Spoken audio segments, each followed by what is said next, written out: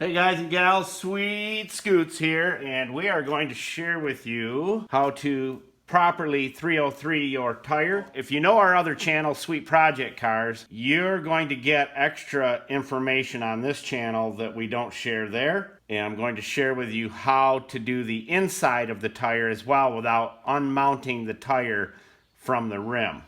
Now, this tire here for our customer, it's got boatloads of miles on it, and it still looks like it's in great condition. It's got tons of tread. Now, what you want to do is clean the tire up good, let it dry, and if you take your floor jack and put it in the proper spot on your bike, you can lift it up off of the kickstand, and it'll sit here like that, and you can spin the tire. And all you do is just spray the tire down.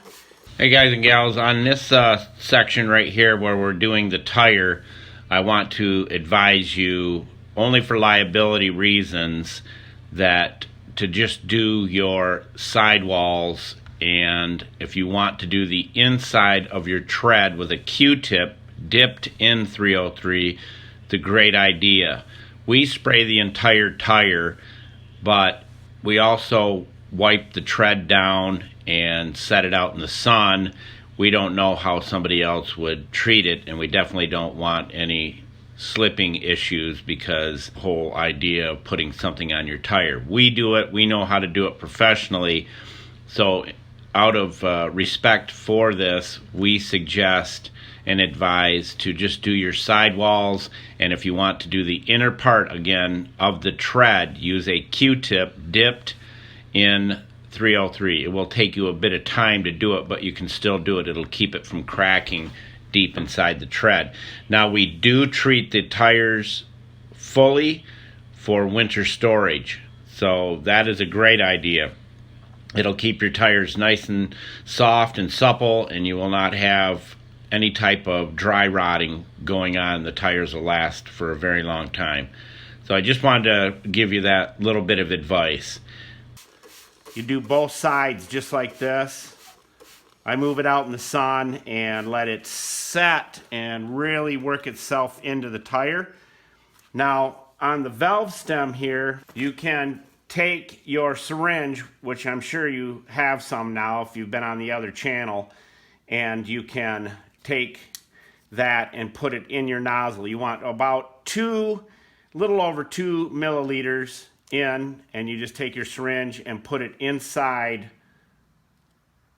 the fill tube of your air nozzle or your air filler tool.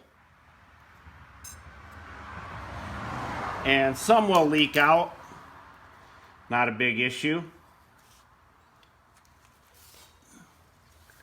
Put your air line on.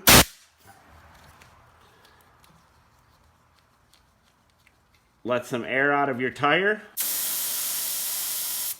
That's it. Take your air filler tool. That's it.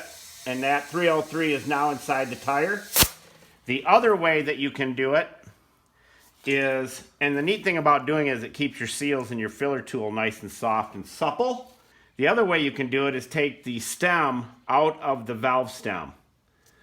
With your tool right here, you take that out, take your syringe, and you'll just stick that inside and squirt your 303 inside there. And like I said, after you put your 303 on the tire, set it out in the sun, let it really work itself into the tire, and these things will stay nice and soft, and those tires will last you. That's how simple that is. There you go.